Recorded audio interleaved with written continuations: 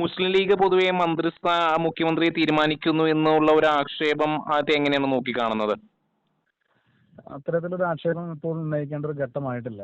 Result വരുന്നതിന് മുമ്പ് തന്നെ മുഖ്യമന്ത്രി സ്ഥാനത്തെ പറ്റിയുള്ള ചർച്ച ഉണ്ടാകേണ്ടതിന്റെയോ അതിൽ പിന്നെ മുസ്ലിം ലീഗാണ് തീരുമാനിക്കുന്നത് എന്നുള്ള രീതിയിലുള്ള ചർച്ച ഉണ്ടാകുന്നതൊക്കെ തന്നെ റിസൾട്ടിന്റെ ഒരു ശോഭ കെടുത്തുന്നതിന് വേണ്ടി നടത്തുന്ന ഒരു ആസൂത്രിതമായ ഇടതുപക്ഷത്തിന് അനുകൂലമായ പ്രചാരവേല ചെയ്യുന്ന മാധ്യമങ്ങളുടെ സൃഷ്ടി മാത്രമാണ്.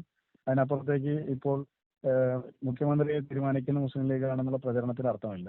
മുസ്ലിം ലീഗും കേരളത്തിലെ പ്രധാനപ്പെട്ട ഒരു രാഷ്ട്രീയ പാർട്ടിയാണ്.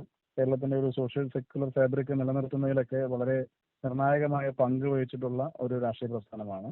ഇപ്പോൾ ഏറ്റവും അവസാനം വയനാട് പിന്നെ മുണ്ടക്കൈ ചുരൽമലയിലെ ദുരിതമുണ്ടായ സമയത്ത് സർക്കാരിനേക്കാൾ ഏറ്റവും മികച്ച ഒരു ടൗൺഷിപ്പ് പോലും പൂർത്തിയാക്കി, ചുരുങ്ങിയ സമയം കൊണ്ട് പൂർത്തിയാക്കി, അത് ജാതി മത ചിന്തകൾക്ക് അതീതമായി അവിടെ ദുരന്തം അനുഭവിച്ച മുഴുവൻ ആളുകളും അവരെ സമീപിച്ച മുഴുവൻ ആളുകൾക്കും നൽകാൻ വേണ്ടി തയ്യാറായിട്ടുള്ള ഒരു രാഷ്ട്രീയ പ്രസ്ഥാനമാണ്. അങ്ങനെ ഒരു രാഷ്ട്രീയ പാർട്ടിക്ക് കേരളത്തിലെ രാഷ്ട്രീയ വിഷയങ്ങളിൽ അഭിപ്രായം പറയുന്നതിൽ എന്താണ് തെറ്റുള്ളത്?